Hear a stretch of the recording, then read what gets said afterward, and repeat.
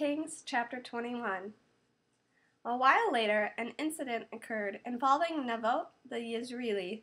He owned a vineyard in Yezreel, right next to the palace of Achav, king of Shomron. Achav spoke to Naboth and said, "Give me your vineyard so that I can have it as my vegetable garden, because it's close to my palace.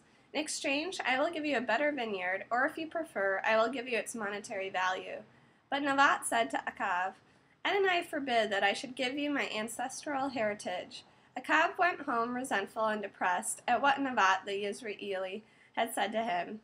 Since he had said, "I won't give you my ancestral heritage," he lay down on his bed, turned his face away, and refused to eat. Jezebel, his wife, went and said to him, "Why are you so depressed that you refuse to eat?" He answered her, "Because I spoke to Naboth the Yezreeli and said to him, 'Sell me your vineyard for money, or else, if you prefer, I will give you another vineyard for it.' But he answered, 'I won't give you my vineyard.'" "Are you the king of Israel or not?" asked his wife Jezebel. "Get up, eat some food, and cheer up. I will give you the vineyard of Naboth the Yezreeli." So she wrote letters in Achav's name, sealed them with his seal, and sent the letters to the leaders and notables of the city where Naboth lived. In the letters she wrote, "Proclaim a fast, and give Naboth the seat of honor among the people. Have two good-for-nothing men sit opposite him, and have them accuse him publicly of cursing God and the king. Then take him outside and stone him to death." The leaders and notables of the city he lived in did as Jezebel had written in the letter she sent them. They proclaimed a fast and gave Naboth the seat of honor among the people. The two good-for-nothing men came in and sat opposite him. And these scoundrels publicly accused Naboth, saying, "Naboth cursed God and the king." So they took him outside the city and stoned him to death, then sent a message to Jezebel, "Naboth has been stoned to death." When Jezebel heard that Naboth had been stoned to death, she said to Achav, "Get up and take possession of the vineyard that Naboth the Yezreeli refused to sell you, because Naboth is no longer alive, he is dead." When Achav heard that Naboth was dead, he set out to go down to the vineyard of Naboth the Yezreeli to take possession of it. But the word of Adonai came to Eliyahu from Tishbe, "Get up, go down to meet Achav, king of Israel, who lives in Shomron. Right now he is in the vineyard of Naboth. He has gone down there to take possession of it.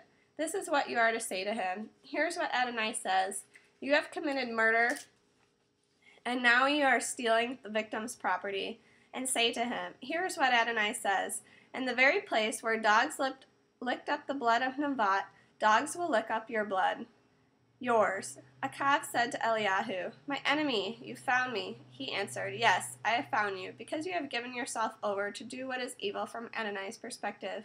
Here," says Adonai, "I am bringing disaster on you. I will sweep you away completely. I will cut off from Achav every male, whether slave or free, in Israel. I will make your house like the house of Yerovam, the son of Naboth, and like the house of Baasha, the son of Achiah, for provoking my anger and leading Israel into sin."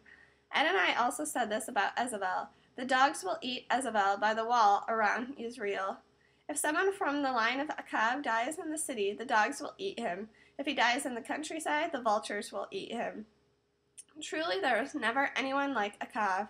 Stirred up by his wife Jezebel, he gave himself over to do what is evil from Adonai's perspective. His behavior in following idols was grossly abominable.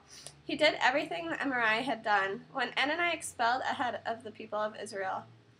Achav, on hearing these words, tore his clothes, put sackcloth on himself, and fasted. He slept in the sackcloth and went about dejectedly. Then the word of Adonai came to Eliyahu from Tishbe. "Do you see how Achav has humbled himself before me? Since he has humbled himself before me, I will not bring this evil during his lifetime, but during his son's lifetime I will bring the evil on his house."